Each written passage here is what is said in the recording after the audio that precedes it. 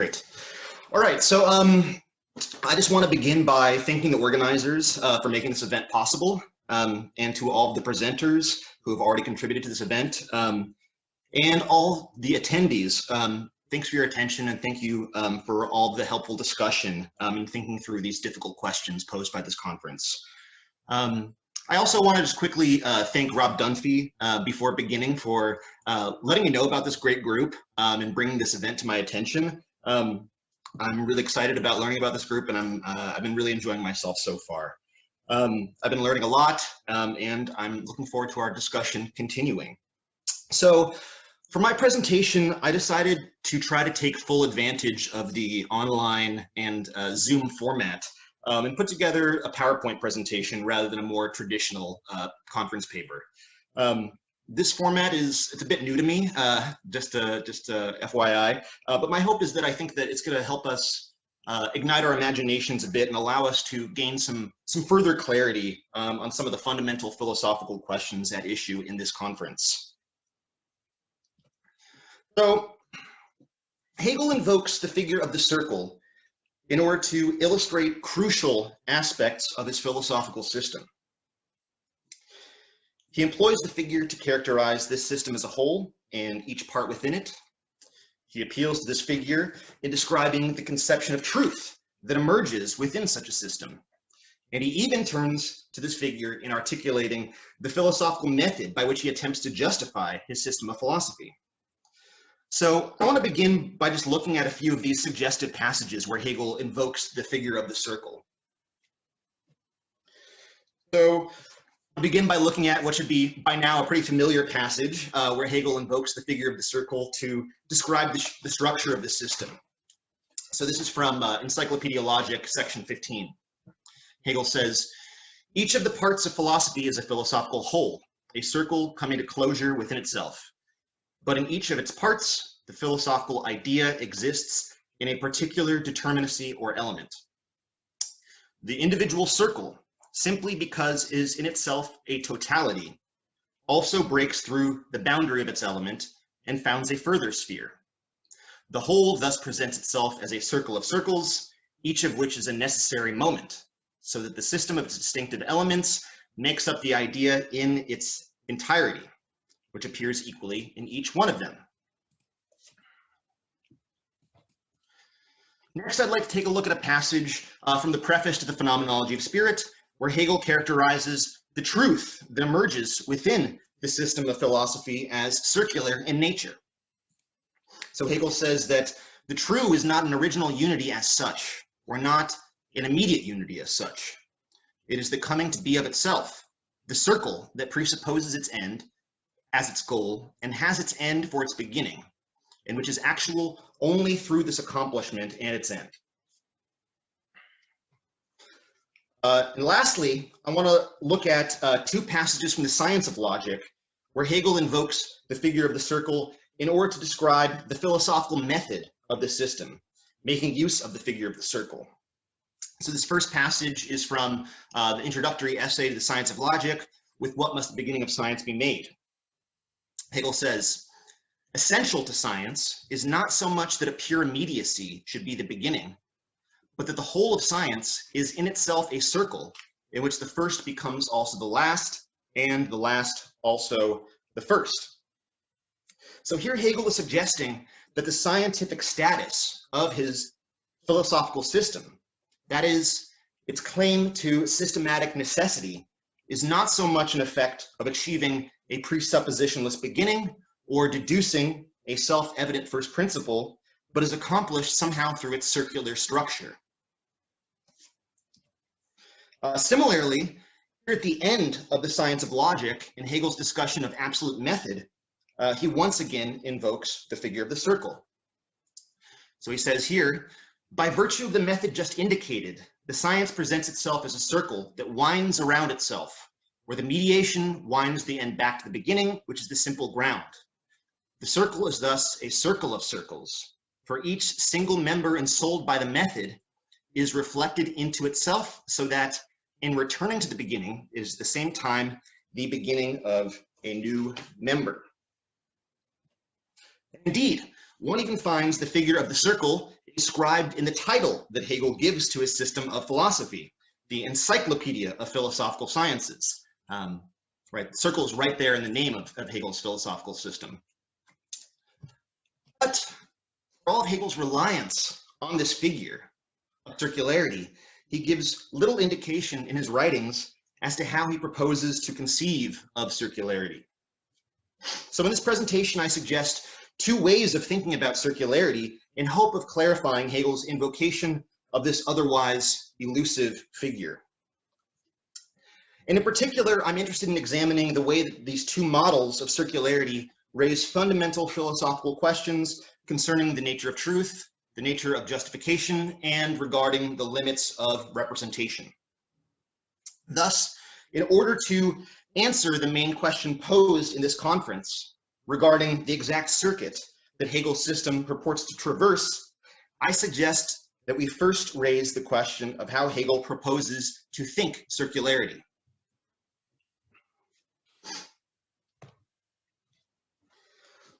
The first model I propose for understanding Hegel's conception of circularity is what I'm calling the reciprocity model.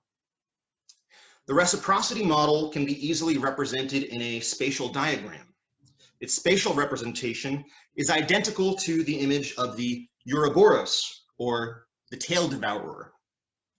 The Ouroboros is, of course, an image to which many philosophical and religious thinkers throughout history have considered to explore the reciprocity of birth and death, the reciprocity of day and night, of beginning and end, of part and whole, of stasis and change, of destruction and renewal. The ancient Egyptians first employed this image to capture the mystery of cyclical time. This is the first panel here. The Egyptian year begins with the onset of the flooding of the Nile in the summer. Through the flooding, the fruitfulness of the land is regenerated. The flooding of the Nile is thus, according to Egyptologist Jan Assmann, a key symbol of cyclical time, which does not irretrievably pursue one goal, but rather flows back into itself like a circle, and thus enables renewal, repetition, and regeneration. The Ouroboros appears throughout the tradition of Western Hermeticism more generally, and the tradition of Western mysticism, as a symbol for the coincidence of opposites. For thinkers in the tradition of Western Hermeticism, the Ouroboros came to symbolize the coincidence of life and death, of the microcosmic human and the macrocosmic universe, of the part and of the whole. So for instance, in the Chrysopoeia of Cleopatra, this is the second slide here, the second panel, Cleopatra, the 3rd century Greek philosopher and alchemist, not the more familiar historical figure, we see the Ouroboros along with the inscription inside here, Hentopon, right? Literally one, the all. To symbolize here the unity of the cosmos, the profound interconnectedness of all things. But also, in this example, in this Chrysopoeia of Cleopatra, this Ouroboros is also called upon to symbolize the intrinsic connection between base metals and gold, right? The traditional aspiration of alchemy. So more recently, philosopher of technology Andrew Feenberg has employed this image in order to represent the reciprocal process of co-construction he envisions taking place between technology and society. So here we have M.C. Escher's drawing hands image on the right. Feenberg says, insofar as social groups are constituted by the technical links that associate their members, their status is that of the drawn object in M.C. Escher's scheme. But they react back on those links in terms of their experience, drawing that which draws them. So now I want to consider how Hegel's invocation of the circle can be understood on the basis of the reciprocity model inspired by the symbol of the Ouroboros. The symbol of the Ouroboros suggests that the relationship between the head and the tail of the serpent is not just one of inseparable unity, but one indeed of reciprocity. In the symbol of the Ouroboros, the head and tail of the snake obviously coincide, as we can see in this image. But the symbol also suggests that the cycle or movement here runs in both directions. So after all, the Ouroboros can no more be said to be swallowing its own tail than it can be said to be growing out of its own mouth. And so by extension, I would suggest that this model encourages us to see the relationship between the beginning and the end of Hegel's logic, between pure being and absolute idea, as one of reciprocity. According to this model, pure being and absolute idea are not simply linked together in an indistinguishable unity, but rather pure being and absolute idea on this model co-determine or reciprocally influence one another. Analogy, this model suggests that we think the parts that together comprise the system of philosophical sciences as involved in a relationship of reciprocity.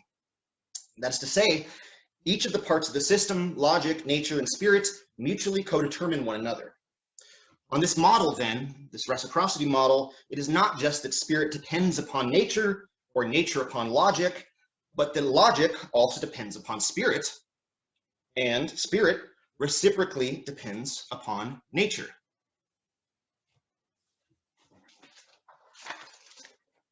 Similarly, the reciprocity model also offers us a way of understanding the methodological circularity of Hegel's philosophy. So I want to return to one of the passages that we looked at a moment ago, where Hegel invokes the figure of the circle to characterize the method of proof or justification at issue in his system of philosophical science. So Hegel says here, essential to science is not so much that a pure immediacy should be the beginning, but that the whole of science is in itself a circle, in which the first becomes also the last, and the last also the first. Conversely, it follows that it is just as necessary to consider as result that into which the movement returns as to its ground. In this respect, the first is just as much the ground, and the last a derivative. Since the movement makes its start from the first, and by correct inferences arrives at the last as the ground, this last is result.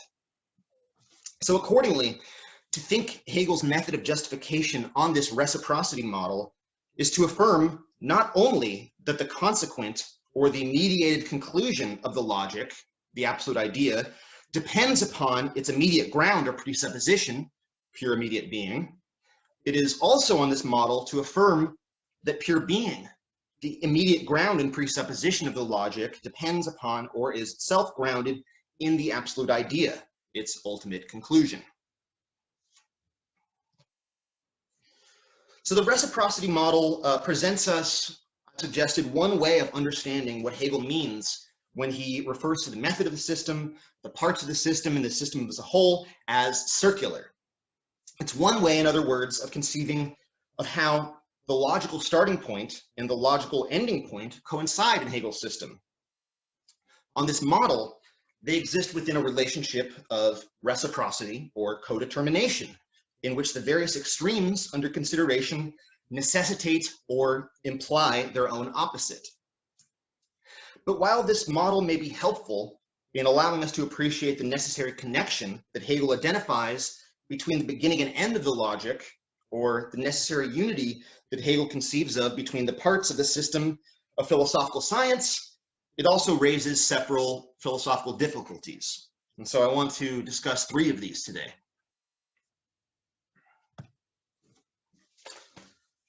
First of all, reciprocity model encourages us to see Hegel's method as an instance of the sort of epistemic circularity that has often bothered philosophers seeking to clarify the proper norms of justification. It was Sextus Empiricus who, in his Outlines of Pyrrhonism, expressed this concern most forcefully when he argued that an epistemic circularity of this sort constitutes grounds for the suspension of judgment.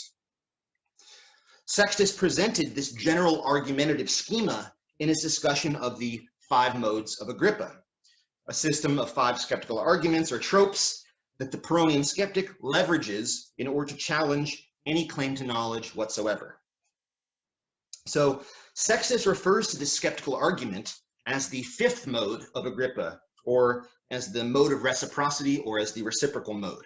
So here is how Sextus describes this skeptical mode or trope. He says, the reciprocal mode occurs when what ought to be confirmatory of the object under investigation needs to be made convincing by the object under investigation. Then, being unable to take either in order to establish the other, we suspend judgment about both.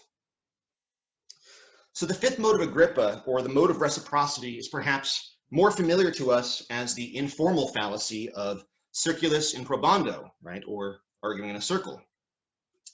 This mode of argumentation, in which conclusion is shown to depend upon its initial premise, and its initial premise, in turn, is shown to depend upon its conclusion, is problematic because rather than offering any external or independent grounds for justification, it simply begs the question, presupposing what it ought to prove. Moreover, this mode of argumentation, arguing in a circle, fails to be convincing. If one would not grant the premise in the first place, then neither would they grant any further claim depending upon this first premise. So there's problems with this way of arguing. Accordingly, if Hegel's system is circular in this sense, such that both the beginning and the end reciprocally depend upon one another for their justification, there would seem to be, at least on Sextus's account, an insurmountable problem of justification at its core. Alternatively, the reciprocity model might lead one to reject the problem raised by the fifth mode of Agrippa as itself problematic, right? So one might just reject this problem itself, seeing as the argument suggests that there is actually no possibility of ever locating an absolute beginning or self-evident first principle from which one could safely proceed in an investigation and which is not itself already under dispute. So one could, in other words, just bite the bullet and deny the possibility of ever locating such a self-evident first principle. At least in Hegel's early skepticism essay from 1801-1802, Hegel attempts seemingly suggest such a defense. So he says here, this is the skepticism essay from 1801, since the rational, what ends up turning into reason for Hegel, since the rational is relation itself, the terms stand in relation to each other, which are supposed to ground one another when they are posited by the understanding, may well fall into the circle, or into the fifth, the trope of reciprocity. But the rational itself does not, for within the relation, nothing is reciprocally grounded. So here at least Hegel appears to be quite familiar with the problem of vicious circularity, right, as it emerges within ancient philosophy. Nevertheless, the reciprocity model alone does not offer any obvious reason why we should think that the connection between the head and tail, presupposition and conclusion, ground and consequent, is such that it does not require any external or independent justification. So the reciprocity model doesn't make it clear why we could avoid this problem of epistemic circularity. It merely suggests that Hegel's method of proof or justification leads in a circle. So in the face of things, we're left with Sextus's question: which of these determinations must ultimately come first? Which of these moments or determinations is the ground or reason upon which the subsequent determinations depend? If Hegel cannot answer questions like these, then it would appear that the circle to which he appeals is rather vicious.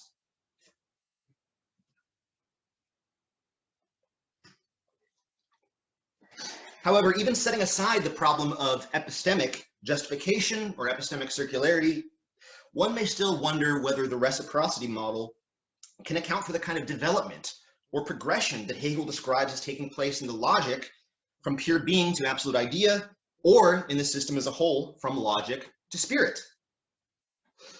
While the model correctly represents the necessary reciprocity between the head and the tail of the Ouroboros, and by extension, between pure being and absolute idea in the case of the logic, or between logic and spirit in the case of the system, the concept of that reciprocity alone cannot account for the development that occurs as thought travels its circular course. After all, to say that pure being and absolute idea co-determine one another or are related reciprocally is to consider these two moments of one and the same logical activity as separate and only externally related to one another. Similarly, to say that logic and spirit are reciprocally related, right, along the lines of the reciprocity model, is to suggest that these constitute separate and externally related spheres of science. Indeed, this seems to be the same problem that Hegel himself identifies in his discussion of the category of reciprocity in the Logic of Essence. So here I want to take a look at a rather long passage from the Encyclopedia Logic, where Hegel is lamenting, or at least speaking to the limits of reciprocity. So Hegel says, if one does not move beyond considering a given content merely from the viewpoint of reciprocity, this is in fact an utterly conceptless way of behaving. One is then dealing merely with a dry fact and the requirement of mediation, which is prima facie at stake in the application of the relationship of causality, still remains unsatisfied. If it is considered more precisely, what is unsatisfactory in the application of the relationship of reciprocity consists in the fact that this relationship, instead of being able to hold as an equivalent of the concept, first needs to be comprehended itself. And this happens not by leaving the two sides of it as something immediately given. And this is what I'm suggesting the reciprocity model does, right? It leaves the two sides immediately given, but Hegel says, but instead, as was shown in the two previous sections, by coming to know them as moments of a third, higher dimension, which is precisely the concept. So here, of course, Hegel is suggesting that the reciprocity model retains a kind of immediacy, right, between what it implies there's a reciprocal relationship between, which is why I'm suggesting it's not going to allow for any kind of development. Accordingly, if the moments joined together in the circle of philosophical science are only externally related, then it is unclear how there can be any true development from one moment to the next. We can only speak of development or progress, after all, where there is unity. Without this unity, however, there can only be alternation or fluctuation, but no true development. Here I would suggest that this is really the same metaphysical difficulty that once upon a time led Meno to deny the very possibility of learning in the paradox that bears his name, right? Meno's paradox. And the same difficulty, therefore, that leads Socrates in the Meno to introduce the notion of recollection or anamnesis. So, of course, from the Meno, how will you aim to search for something you do not know at all? If you should meet with it, how will you know that this is the thing that you did not know? So again, this is Meno's paradox, and I think the question that's being posed here is how, in other words, is a development from out of a condition of complete ignorance to a condition of knowledge at all possible, right? So what in other words occurs between the starting point of an inquiry and the discovery that marks its conclusion? Surely the premise and conclusion of an argument can be said to be reciprocally related, but what makes us think that a development has actually taken place? Without such an account, that is, of the development that occurs between the moments, the figure of circularity, therefore, raises the specter of eternal recurrence. Of course, from Ecclesiastes or Kohelet, what has been is what will be, and what has been done is what will be done. There is nothing new under the sun. So everything that has come into being will eventually pass away, and all that remains is the perpetual and endless repetition of this self-same cycle, right? This is the wisdom of the wisdom literature from the Hebrew Bible, but it's also, I would suggest, precisely a denial of the very possibility of development. On the problems I've introduced, I would also add here a third. Hegel frequently points to the limits of symbolic representation and the general deficiency of symbols in comparison with the determinacy of thought. In the Science of Logic, for example, Hegel discusses the relative deficiency of symbolic representation as compared with conceptual comprehension, citing the use of the circle as a symbol as a case in point. So here's from the Science of Logic. Hegel writes, "To take numbers and geometrical figures, as has often been done, as mere symbols, the circle, for instance, of eternity, the triangle, the Trinity, is on the one hand harmless enough, but on the other hand, it is foolish to believe that more is thereby expressed than can be comprehended and expressed by thought. As profound a wisdom, as profound a meaning may lie in such symbols, it is still up to thinking alone to extract this wisdom and to bring it to light. A wisdom that is only implicit in them, and not only in symbols, but in nature and in spirit. In symbols, the truth is still clouded and veiled by the sensuous, and only in the form of thought does it become totally manifest to consciousness. The meaning is only the thought itself." So here Hegel's suggesting that symbols are abstract. They require interpretation and do not in any case permit of the same sort of clarity or precision of meaning that comes with conceptual comprehension. Hegel actually makes a similar point of caution about the allure of the symbol in his introduction to the lectures on the history of philosophy. Symbols and geometric representations, Hegel says, are mere images. They represent their object, but only abstractly and so incompletely. As such, they only go so far in guiding thought.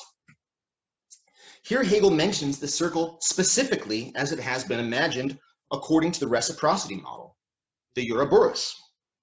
Quote, "Thus it may be said that eternity is a circle, the snake that bites its own tail.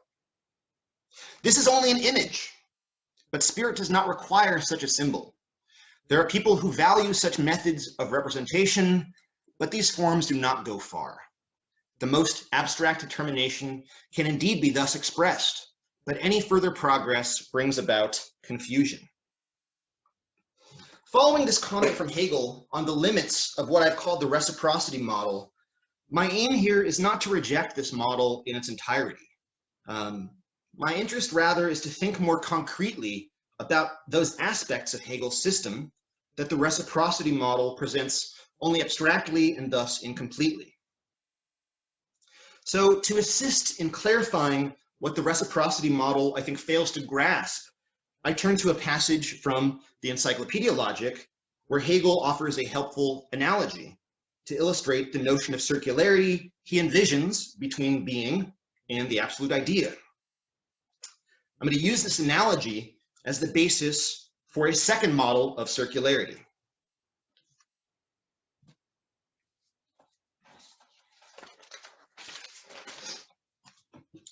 So Hegel says, "It can accordingly be said that the absolute idea is the universal, but the universal not merely as an abstract form opposite which the particular content stands as something other than it.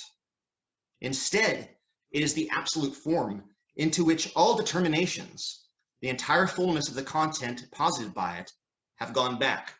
And here's the image that I'm using as the basis for my second model of circularity. Hegel says, "In this respect, the absolute idea is comparable to the old man who says the same religious sentences as the child does. But for the old man, they have the meaning of his entire life. Even if the child understands the religious content, what validity that content has for him is still of the sort that lies outside his entire life and world." So on this model, the circularity of Hegel's system does not does not consist so much in the reciprocal relationship of its moments, but rather in the anamnestic activity in which these same moments are recollected within the context of one meaningful whole. Oops. So on this reading, through recollecting pure being in light of its path of development in the logic that the absolute idea achieves full determinacy as the true form of all reality. So the circle traversed here is one that leads from the end of the logic, the absolute idea, back to pure being, its supposedly immediate beginning. This anamnestic activity is a circling back to the beginning, but this is no mere return, because in circling back, the beginning is grasped concretely in light of its full developmental trajectory, including pure being, its first and most indeterminate form. In this sense, the backward movement of recollection is at the same time a forward advance that yields greater determinacy. It is, in Hegel's words, both a regressive founding and a progressive further determining. The circle that winds from logic to nature to spirit can also, I would suggest, be understood along the lines of the anamnesis model. Spirit does not become actual until it is able to comprehend its own activity in light of its ancestral past as logic. This activity is again a circling back to logic, but once again it is a circling back that yields further determination insofar as this ancestral memory becomes mediated and clothed by the subsequent circles of nature and spirit. Now I'd like to return to the problem of epistemic circularity that we earlier examined in connection with the reciprocity model, to see whether the anamnesis model might offer us somewhat of a solution. So recall that Sextus Empiricus was concerned about any claim to knowledge that would require, on the one hand, that the object under investigation depend upon what ought to be confirmatory of that object, and that what ought to be confirmatory of the object of investigation depend upon the object under investigation itself. This was Sextus's problem with reciprocity, or the fifth mode. So how can this anamnesis model help resolve this problem of epistemic circularity, or vicious circularity, that was raised earlier by the Ouroboros? So here I would suggest that there's simply no problem in actually accounting for the transition or the derivation from one moment or part to another for Hegel. On this model, there is no independent or external other. The fifth mode of Agrippa suggests that the object under investigation and what ought to be confirmatory of the object under investigation are ontologically independent of each other. But on the anamnesis model, these are not ontologically independent of each other, but rather comprise one totality. After all, the child and old man on this model are linked together through recollection in the course of one life. Moreover, the child and old man are not only the same person, but they're linked together by virtue of the fact that they are considering the same text. So here I just don't think that the problem of epistemic circularity holds on the model of anamnesis. I would also suggest that we can, also, for the same reason, see the anamnesis model as helping to resolve the second problem that we considered in connection with the reciprocity model. So again, that problem was of how Hegel's claims regarding the circularity of his system can be reconciled with his claims concerning its progression or development. This is basically something that the reciprocity model seemed to rule out, is any kind of development. But of course, Hegel is arguing it's not just circular, but there's a development that goes on. So how, in other words, can Hegel think of a circle that is at the same time a line, right? Or how can Hegel think of a circle which is compatible with linear development. This is the problem of no development that I was bringing up earlier in connection with the reciprocity model. And the anamnesis model, I think, suggests an answer. So I quote from the Encyclopedia Logic, where Hegel is, of course, discussing recollection, one of his many discussions of it. He says, "When it is said in the Platonic philosophy that we recollect the ideas, this means that the ideas are undeveloped in human beings, and not, as the sophists maintained, something foreign to human beings that comes to them from the outside. Yet through this construal of knowing as recollection, the development of what is undeveloped in human beings is not ruled out. And this development is nothing but mediation." So here the suggestion is that the anamnesis model of circularity resolves the problem of no development the same way that Socrates' theory of recollection resolves Meno's paradox of learning. The paradox of learning from Plato's Meno hinges on the assumption of a strict separation between knowing and not knowing, a strict separation between knowledge and ignorance. The theory of recollection calls this assumption into question, suggesting rather that knowing and not knowing are linked together in one and the same developmental process we call learning. Similarly, the anamnestic model of circularity denies that the moments comprising the circle of philosophical science are external to one another, suggesting instead that these moments are internally linked within one sequence or activity of development. So rather than permit only of endless repetition and alternation or fluctuation of the same, the anamnesis model suggests that a development can actually take place as the end winds back to the beginning. And here we are given to think of, I believe, a unilinear and irreversible development that occurs over the totality of one's life as one undergoes and reflects upon experience. So my suggestion here, therefore, is that the anamnesis model of circularity is one that can incorporate both the circle and the line, or we might say that sublates the figure of the circle and the line. And here is where I think Hegel's suggesting something of this sort when he's describing development, once again, in the beginning of the Science of Logic. This is right after some of the earlier quotes that I took from "With what must the beginning of science be made?" So Hegel says here, "In this advance, the beginning thus loses the one-sidedness that it has when determined simply as something immediate and abstract. It becomes mediated, and the line of scientific forward movement consequently turns into a circle." So here, Hegel is, I think, suggesting that the way he wants to think about circularity is in such a way that it has to be, in some way, compatible with linear development or with the figure of the line. All right. Now I have some questions or some problems that I'd like to kind of raise by way of conclusion here. The anamnesis model of circularity, first of all, obviously draws inspiration from the Platonic account of recollection. However, Socrates himself warns in the Meno that this notion of recollection is merely a story.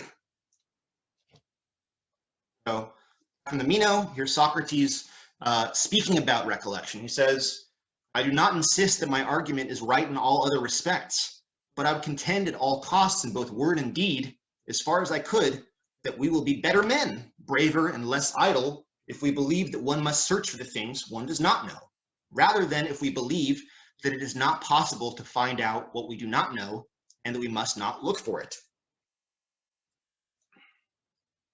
So it would seem from this account that Socrates is not necessarily willing to defend or justify this account of recollection. We might also consider in this connection Hegel's criticism of Plato's presentation of philosophy. As it stands at a relatively early stage in the historical development of the idea, Hegel warns that Plato's presentation of philosophy, including recollection, pales in comparison to later historical formulations, such as the kind that Hegel himself finds that he is uniquely positioned to provide, right? So again here, if Hegel is kind of relying upon the figure of circularity from Socrates or from Plato, right, we might wonder, well, how we can square this with Hegel's concerns about the status of recollection as a story or as an image.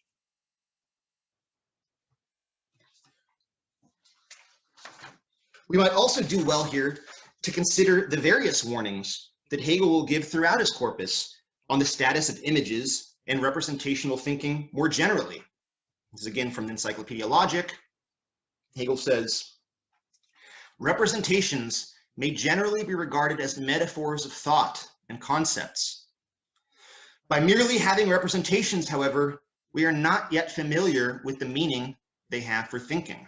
That is, we are not familiar with their thoughts and concepts. Conversely, it is one thing to have thoughts and concepts, and another to know which representations, intuitions, feelings correspond to them. So at this point, I want to conclude just by voicing what are some unresolved questions that are occasioned by the reflections that I've put forward here today regarding the circularity of Hegel's system. So first of all, I would ask, does Hegel actually have a concept of circularity? I've tried to offer two ways of making sense of Hegel's invocation of the circle, but it remains, at least for me, an unresolved question whether it is right to say that Hegel even has a determinate concept of circularity. It is unclear whether this is a concept, which as such, we would expect Hegel to offer some sort of analysis or discussion or deduction concerning its reality, or whether Hegel would consider circularity a mere image or representation or even a narrative trope, which would fall short of conceptual clarity. So again, very basically, just trying to think about how Hegel wants us to understand the circle raises this question of whether Hegel would even say that circularity is a concept that he's prepared to explain. But then secondly, this leads me to another question. Does Hegel actually need a concept of circularity? Regardless of whether he has one or not, does he require some kind of conceptual analysis or articulation of the circle? So does Hegel merely rely upon representation at crucial moments in his system? Are we to think that Hegel is in articulating what are crucial connections in his articulation between the parts of the system, the logic, etc.? Should we think that Hegel is merely here relying upon an image or representation? Something which, of course, by his own admission, would seem to problematize the scientific character of the system of philosophical sciences. So to put the same question, I think, a different way, does the notion of circularity allow for the closure of Hegel's system? That's what I'm asking when I'm asking, does Hegel need a concept of circularity? If he just has a kind of symbol or a representation of circularity, which he's not able to deduce or prove or justify in any way, then again, does this idea of the circle, his use of the circle, does it actually prevent him from closing the circle of the system in any kind of clear way?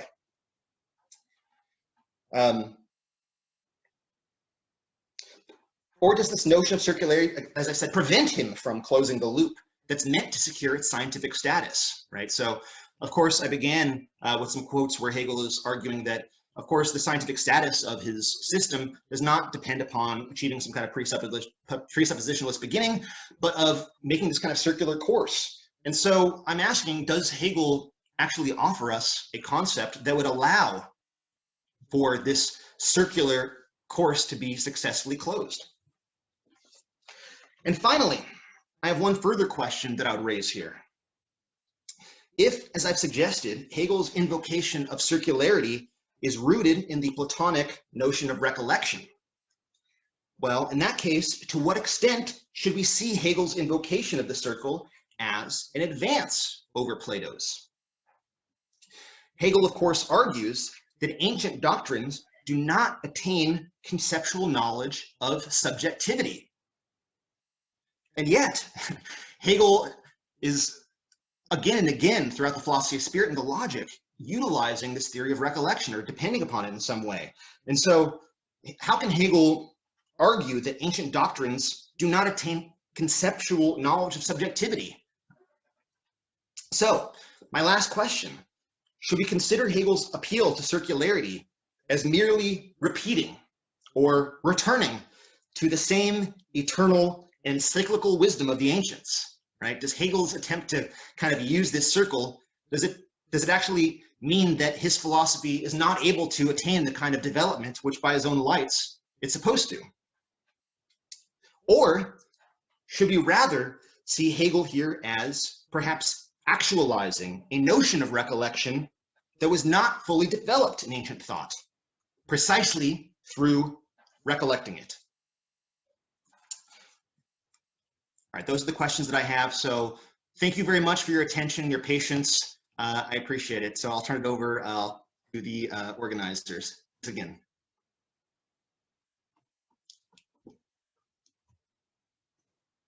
Thank you very much, Mark. Thank you very much. So to ask the question, please just raise your hand. If you are not familiar with how to do it, just go down to where it says reactions, click on reactions, and you have the option to raise your hand. So, yes, Dylan, please go ahead. Thank you. Thank you so much for that talk. Very interesting and I think probably indisputable in its conclusions.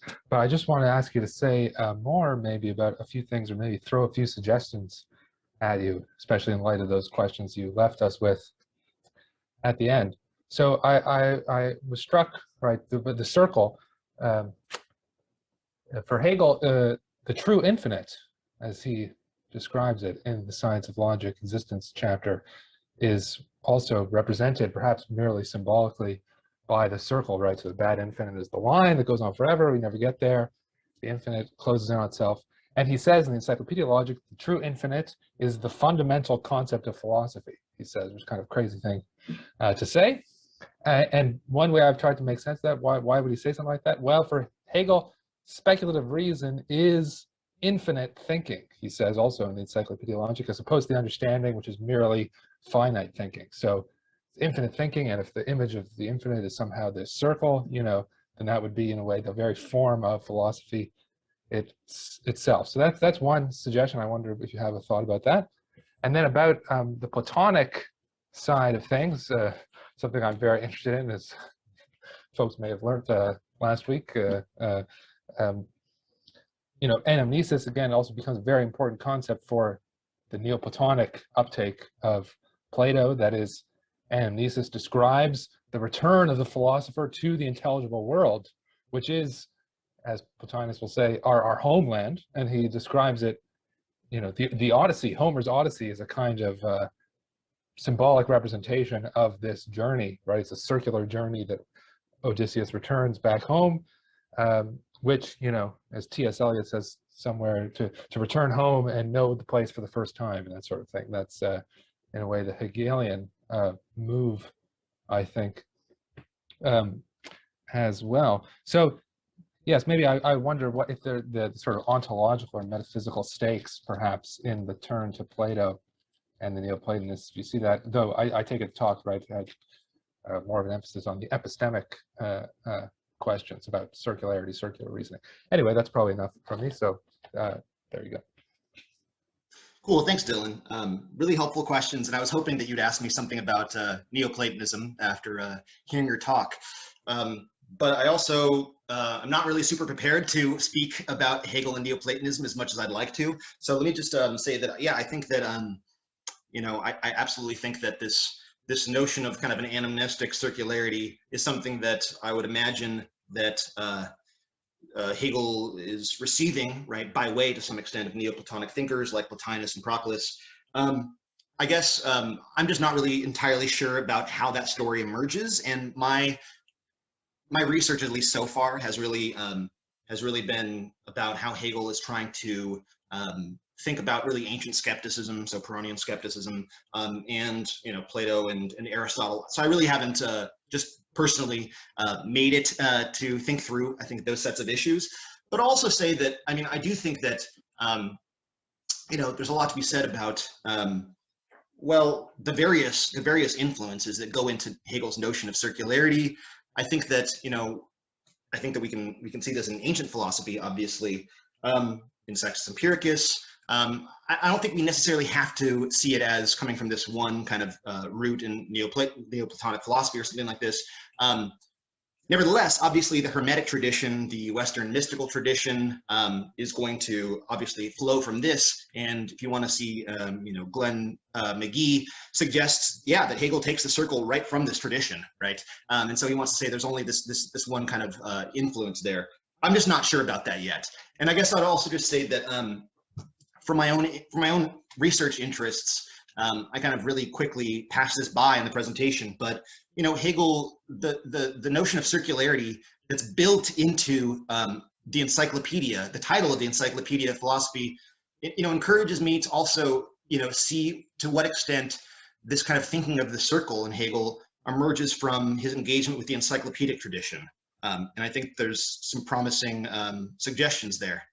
To go back to your first question about the true infinite, yeah, I mean, I think that this is the question that I've been, or one of the ways I've been kind of thinking about it myself is, well, yeah, Hegel doesn't have a concept of a circle, but he has a concept of the true infinite, or, you know, of absolute idea. So isn't that basically his concept of circularity?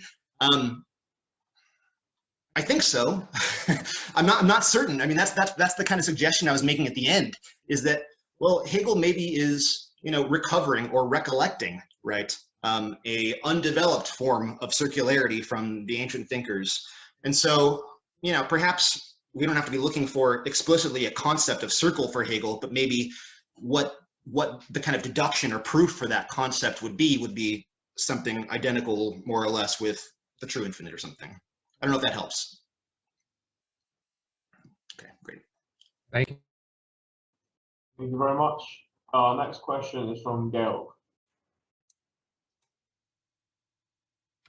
Hi. Well, thank you very much for your talk.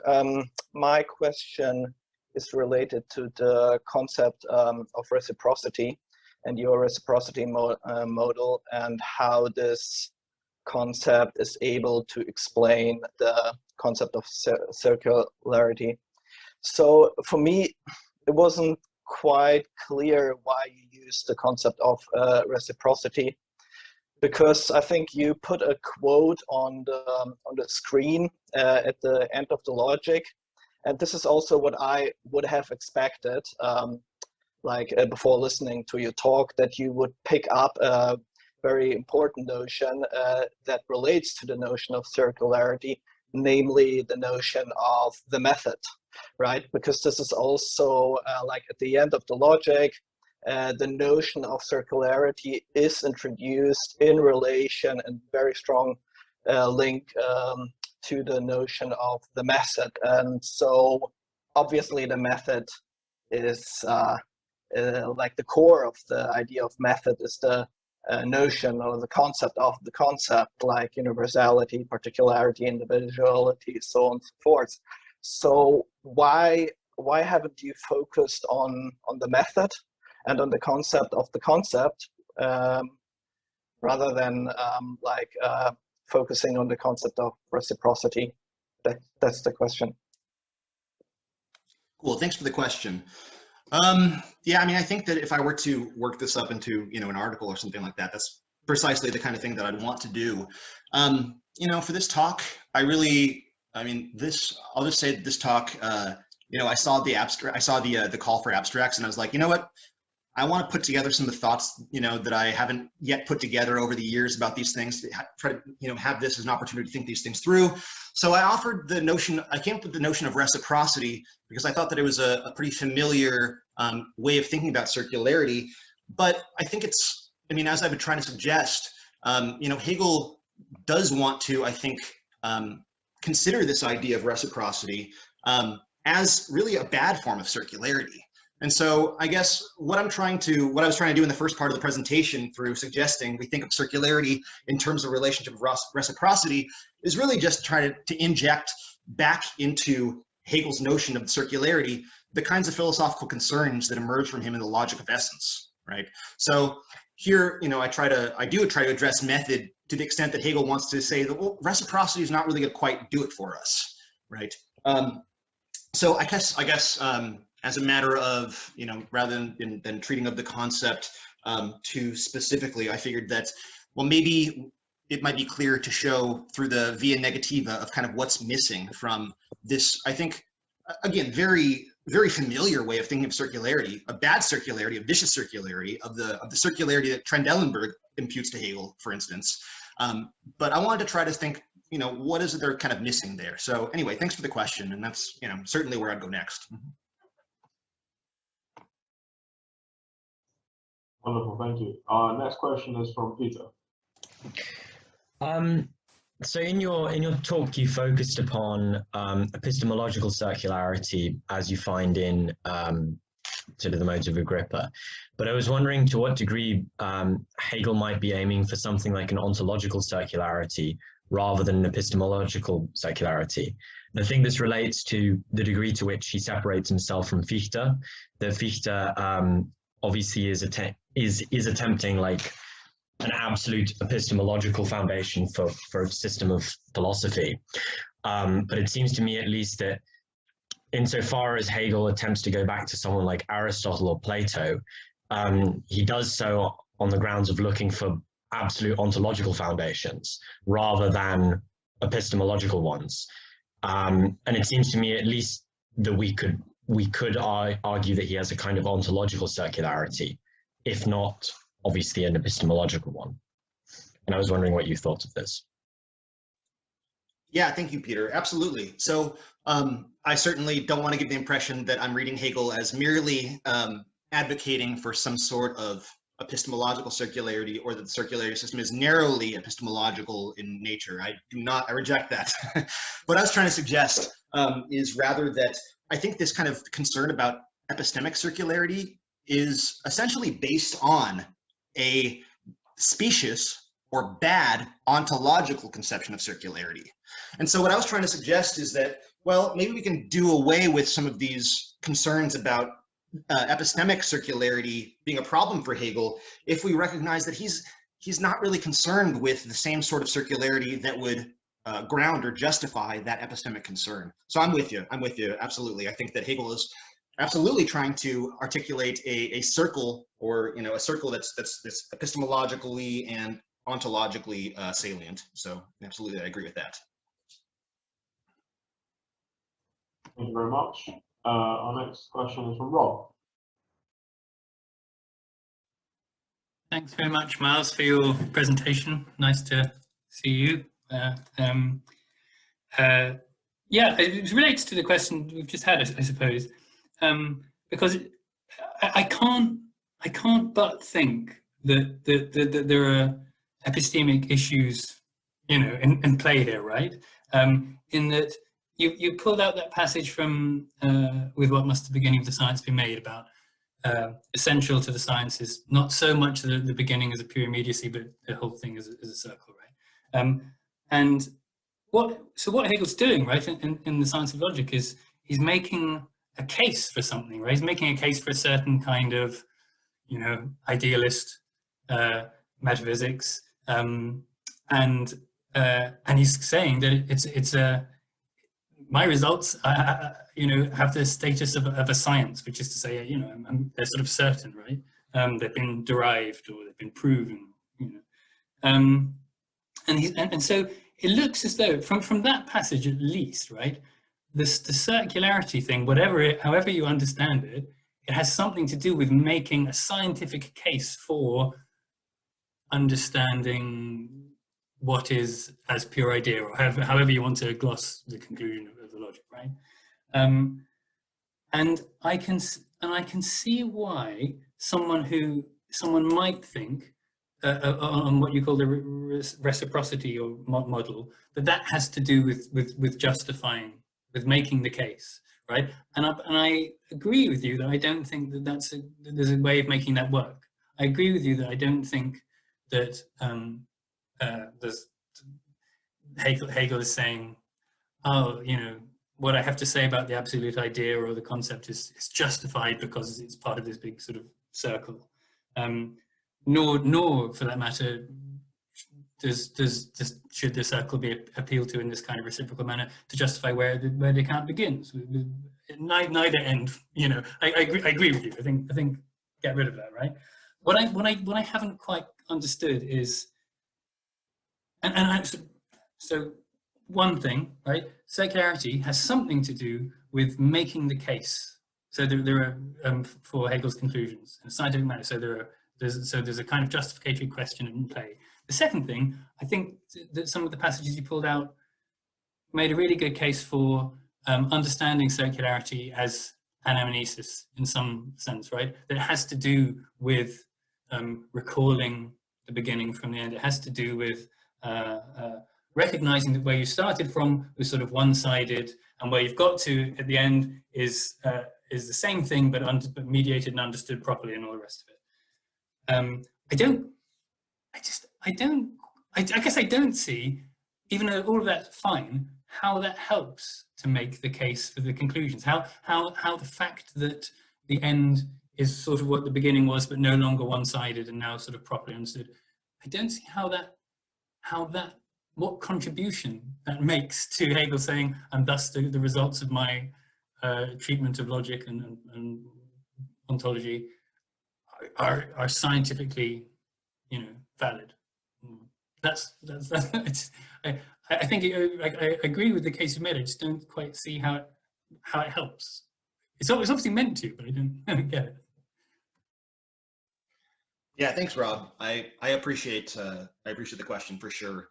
And yeah, I mean, I think that you raise, you know, something that I still haven't quite figured out myself. You know, I was really trying to turn to anamnesis because I recognized that, well, the same kind of ontological problem in Meno's paradox would be precisely the kind of problem that Hegel would want to overcome here. And it seems that Hegel's constantly appealing to anamnesis, right, or recollection, constantly throughout his philosophy, in some sense as a way of trying to justify or prove it.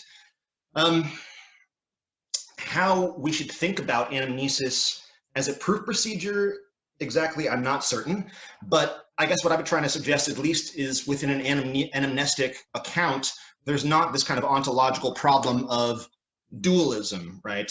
Or of the problem, let's say, like that Sextus raises within the two modes or something like this, right? So I'm not sure exactly how it's going to offer us some kind of way of justifying this, but I also want to say that, you know, Hegel is really trying to tweak significantly how we think about justification, how we think about proof, and obviously I think that his notion of presupposition, right, which is, you know, bound up with his notion of anamnesis, I think is the way he tries to get there.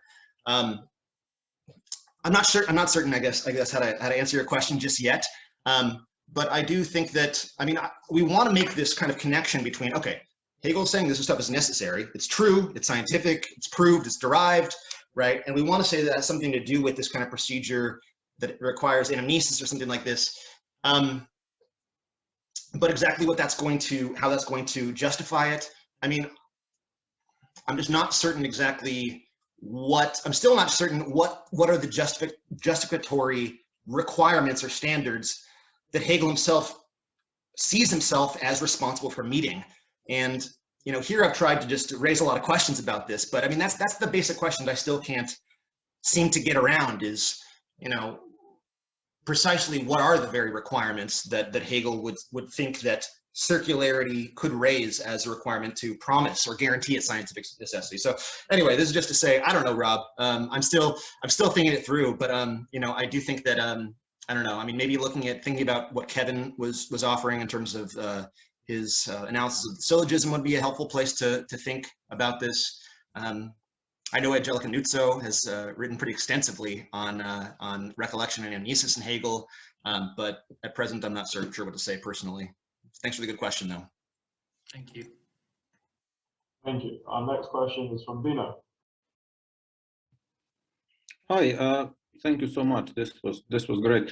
I kind of have a series of half-baked worries about anamnesis. So if you will allow it, I'm going to try to organize them.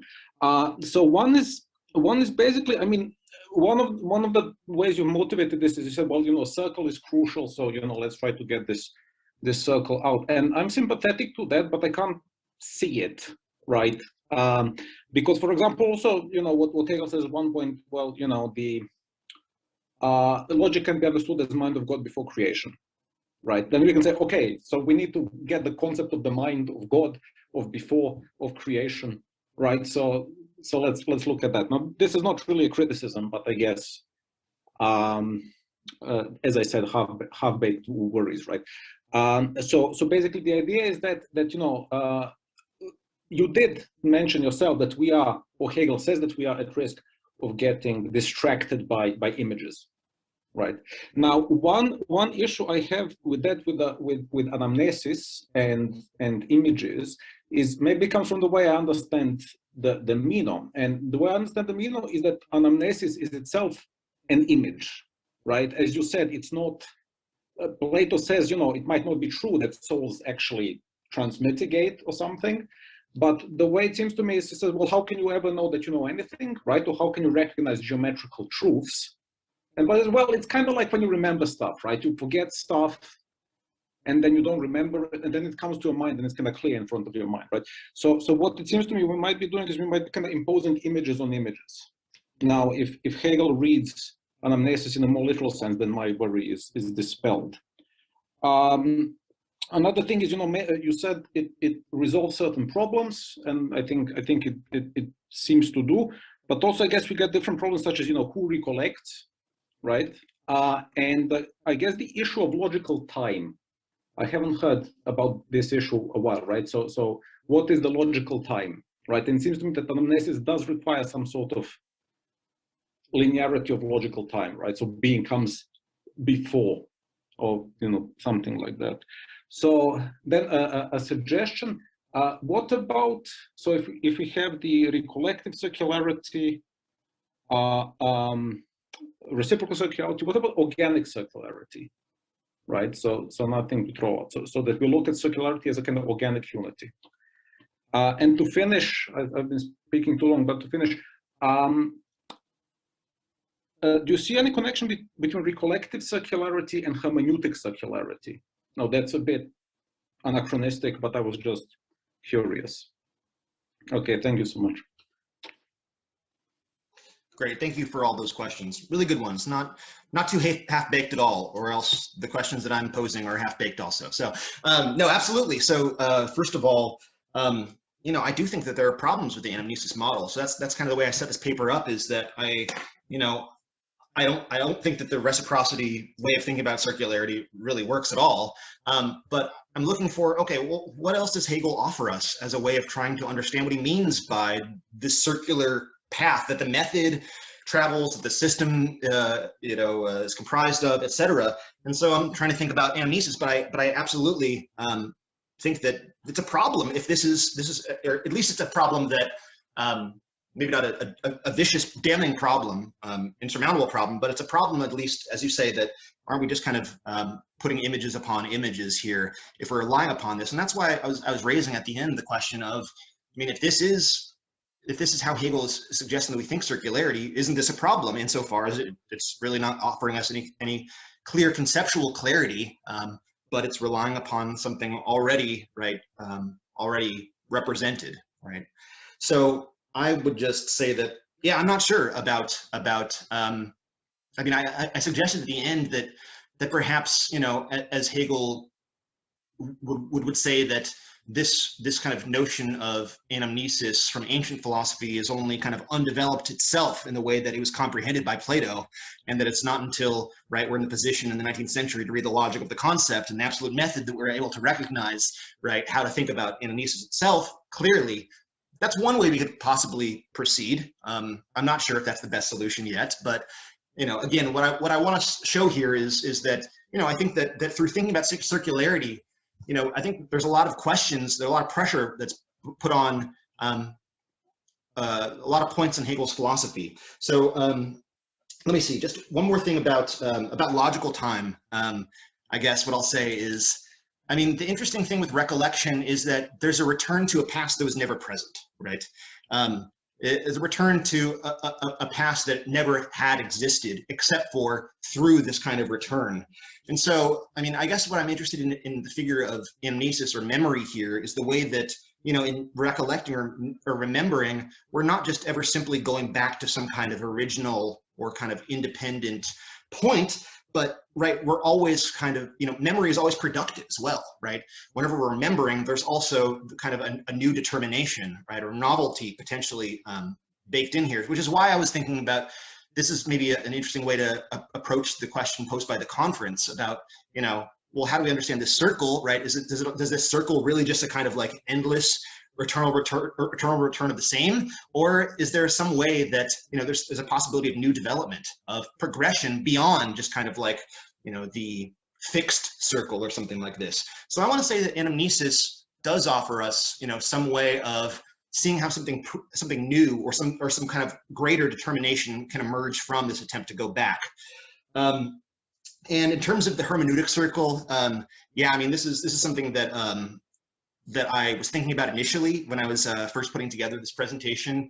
And I mean, it does seem to me that if we're thinking about, I don't know, Gadamer or something like this, that the kind of, you know, circular motion of understanding that begins with a kind of foreconception or a presupposition, which then becomes itself greater kind of comprehended, right, through this kind of moving back. I would say if that's what we want to get out of the hermeneutic circle, then I think that's quite similar to, or at least compatible with this anamnesis model that I've suggested. But again, you know, I think there's some problems here that we should definitely raise, right, related to representation itself when we're thinking through this anamnesis model. So thanks.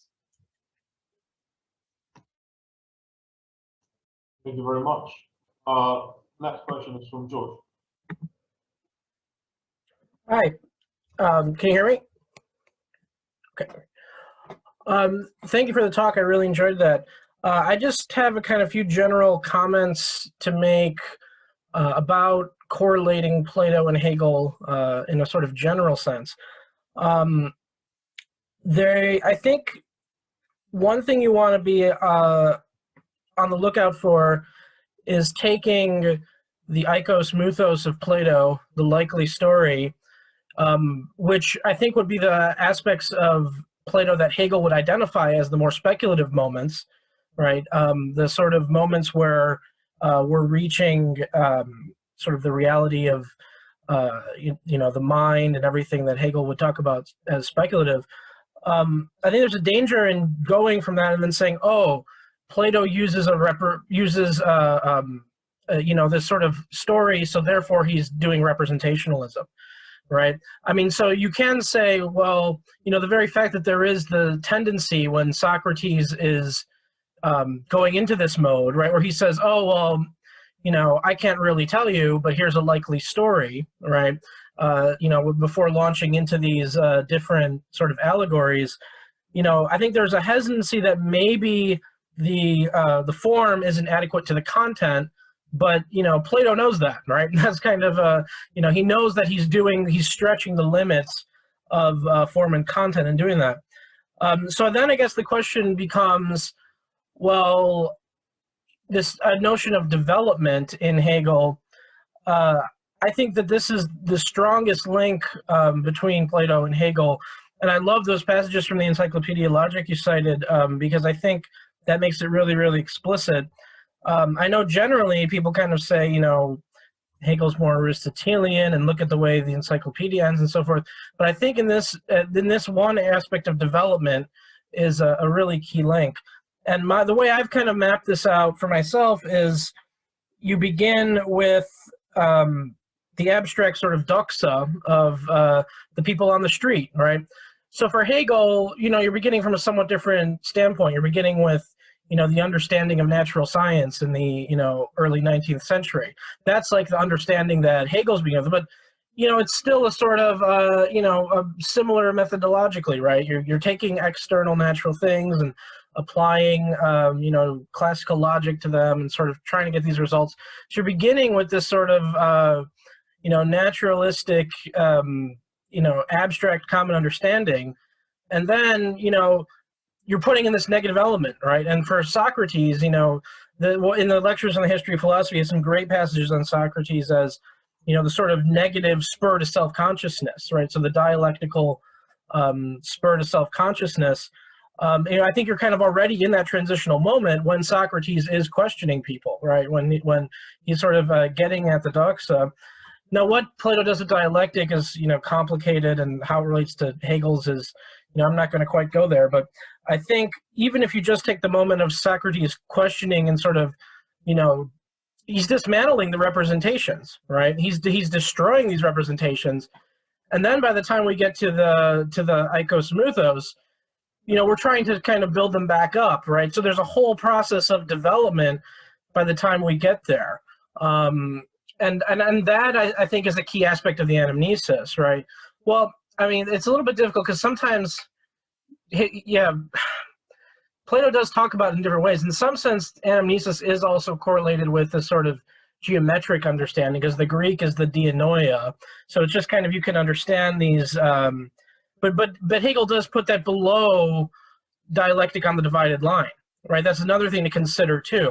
So is anamnesis, I think he would also say that, knowledge of the forms is also recollected, but at least in its initial introduction, it's correlated with this sort of geometrical understanding, right? So that's also an ambiguity with anamnesis, right? I think there's a more speculative anamnesis and maybe just anamnesis of images.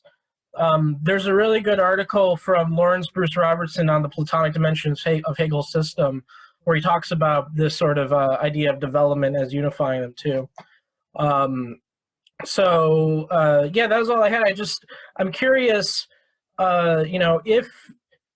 if you think of the moment when, we're going back to imagery for Plato as a sort of speculative moment, and you brought up McGee too. I thought that was good because McGee has an argument that the final moment is not as hostile to imagery as we might think in Hegel, right? So he kind of tries to recover this idea that imagery is not all representation.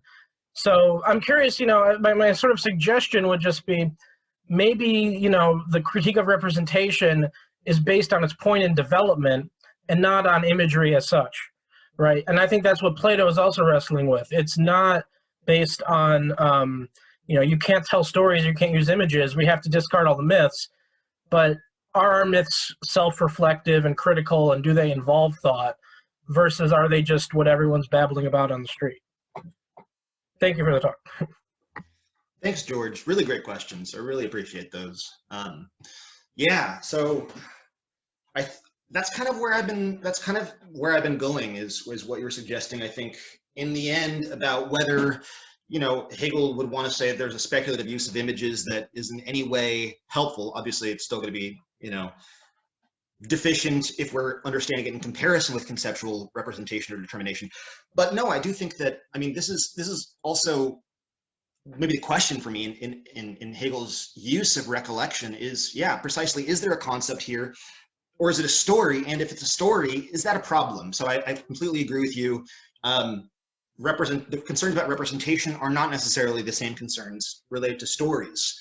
And when I was originally thinking through this, what I ended up calling anamnesis circularity, for a little while I was considering calling it narrative circularity or something like this, precisely because I think that's what Hegel's trying to get out of this notion of anamnesis is a kind of narrative circularity where one is able to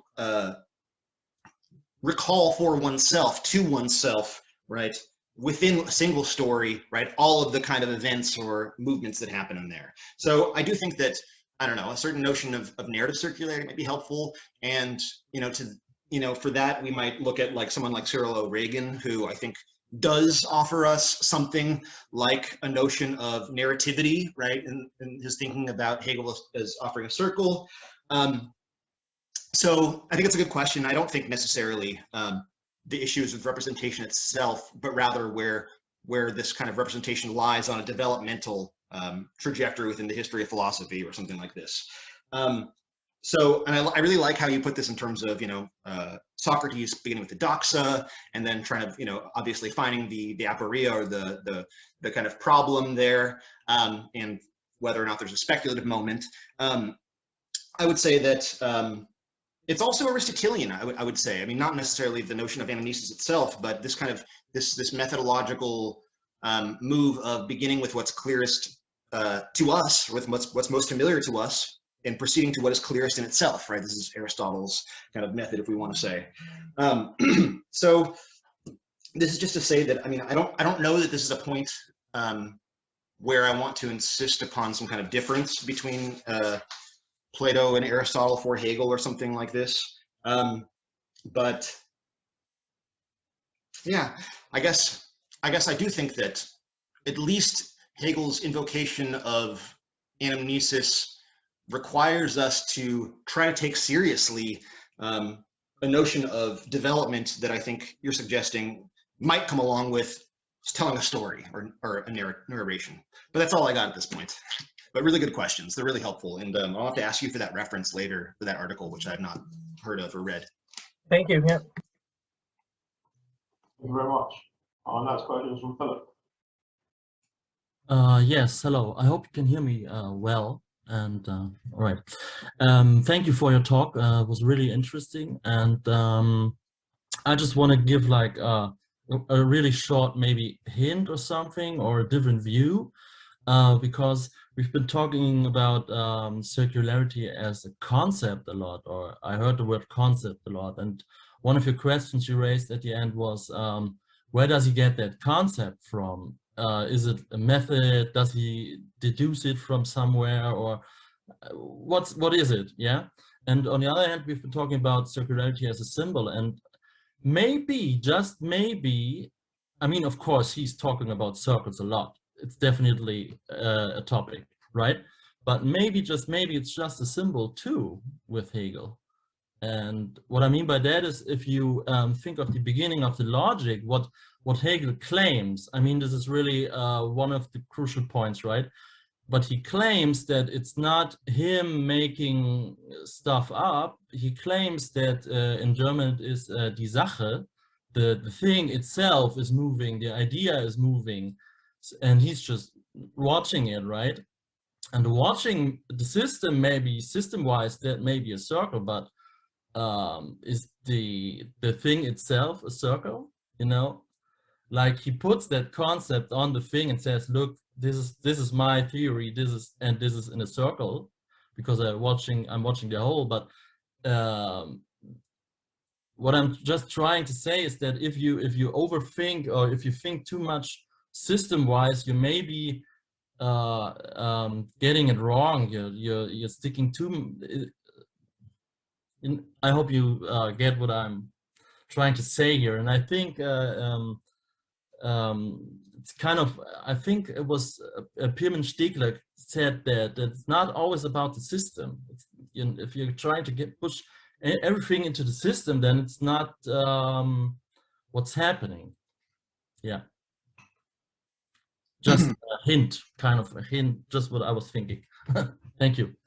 Yeah, no, I appreciate it. I do appreciate it. This is something that I was trying to think about a bit at this, this talk about, to what extent am I leaning too heavily on this symbol? To what extent is Hegel leaning too heavily on this symbol? That was sometimes confusing.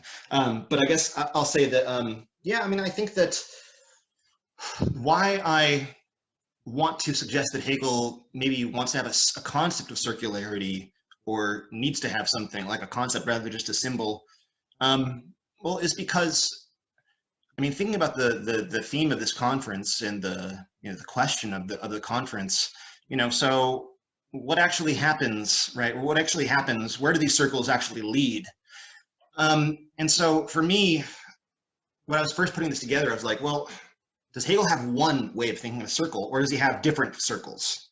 And I wanted to suggest that, well, if Hegel is using this symbol again and again and again through all these different parts of his philosophy, he probably has something pretty similar in mind. So total just assumption up front going into this presentation, I assume that by circle, Hegel means the same thing, right? And is thinking the same thing kind of consistently.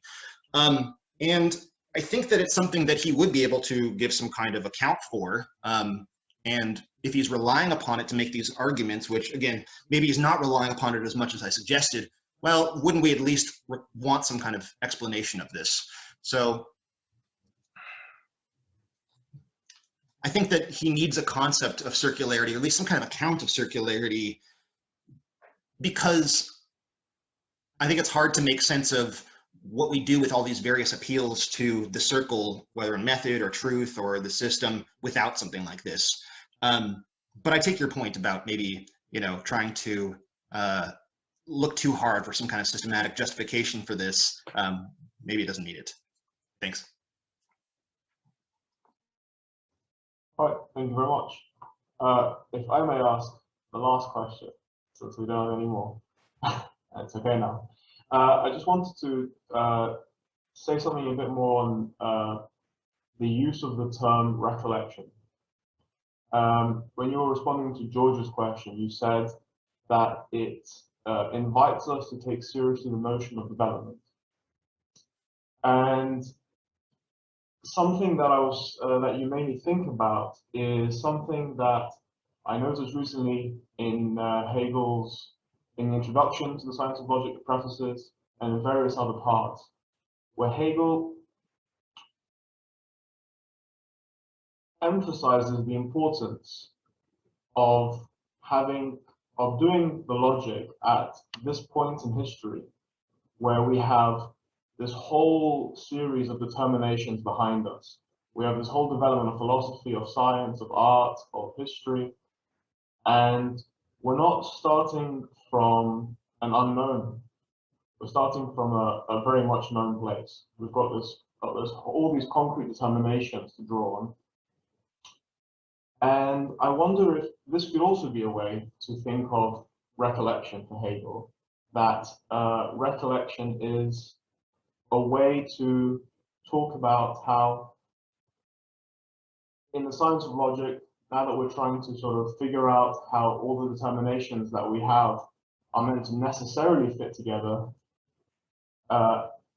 we're sort of recollecting, in a sense, everything that we already know, but in its proper sense, in how it's properly meant to fit with each other. Yeah, that's it.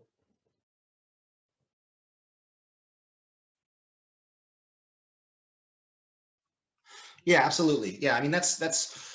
I think that if I had taken a little bit longer to try to draw out and explain kind of how I'm trying to think about this anamnesis model of circularity, I mean, it's really the logic that I was thinking most of all about and what I am most familiar with. No, I do think that we can think about these kinds of forms of thought, beginning with them in their kind of undeveloped or immediate form, right? Working them out to their greater determinacy, right, as a kind of recollective process. I think that's absolutely what's going on. And I think that Hegel would say as much. Maybe one problem would be that, at the beginning of the Science of Logic, of course, there is something like maybe total loss of memory, though, if we're kind of following Hegel's systematic development, right, from, say, the philosophy of spirit to the logic, right? Is there something which can be properly kind of remembered at the beginning here, or I want to say that perhaps the Science of Logic, beginning with pure, immediate, indeterminate, fictive being, right? It's beginning with something at least familiar, right? But it's beginning with something which maybe cannot be recovered at the beginning, at least. So the extent to which we're beginning with something known might be, not quite right at that point. But I guess I'll just also say that, I was thinking through this presentation, I was also trying to think about, well, there's other ways of thinking about circles, say, like, or the notion of circularity beyond maybe where Hegel arrived in in his time, right? If we want to think about, like, say, how geometry is developed post-Hegel or something like this, then certainly perhaps we would have to come up with new, more familiar circles to begin with if we're thinking about this. But anyway, that's just another kind of aside.